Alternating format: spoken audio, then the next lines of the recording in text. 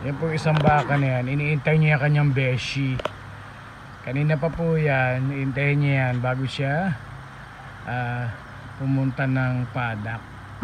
Iniintay niya kanyang BFF. Bakit malungkot ang beshi ko? Talagang iniintay niya po yan. Hindi po yan ang mga kasama niya. May mga nalabas. Pero hindi po yan sasama. Giintay po yan doon sa kanyang kaibigan na isang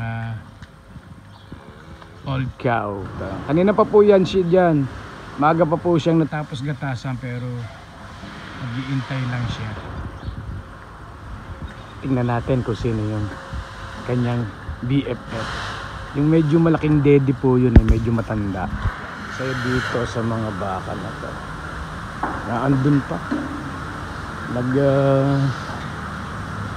tapusin pa ang kanyang gatas. Hintayin natin.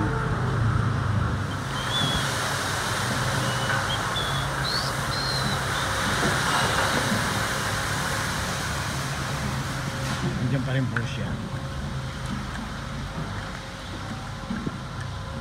Pa rin po siya.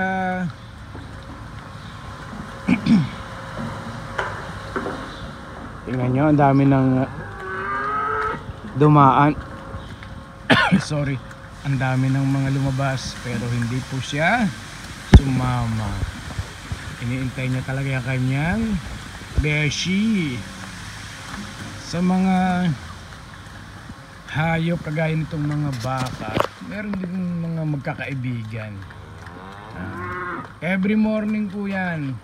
Hindi po siya umalis kung hindi niya kasama papuntang padak. Tingnan nyo lang po, hintayin natin.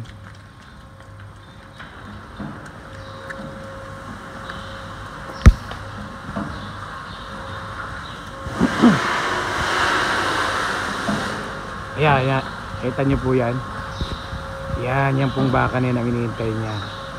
Hindi po yan umalis talaga hanggat hindi sila magkasabay papuntang padak. Slow milker po yan. Isang yan, tapos sa huli pa, nagpapahuli pa talaga siya. Huling huli. Yan, tapos na po.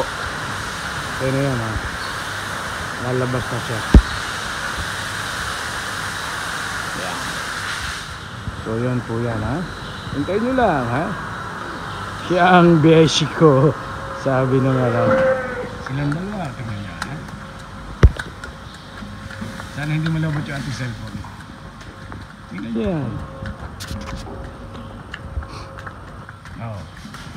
Ayan,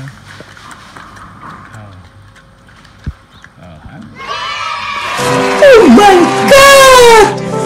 Wow! Paglalakad, hintay niya yan. Kita nyo, nung dumating yung kanyang beshi, tumalis na rin siya. Siya po yung iniintay niya lagi. Everyday iniintay niya po yan. Hindi po siya nabalik ng padak kung hindi niya kasama yung kanyang beshi. So yan pa mga kapatid, short video lang tayo. God bless po. Ingat po tayong lahat.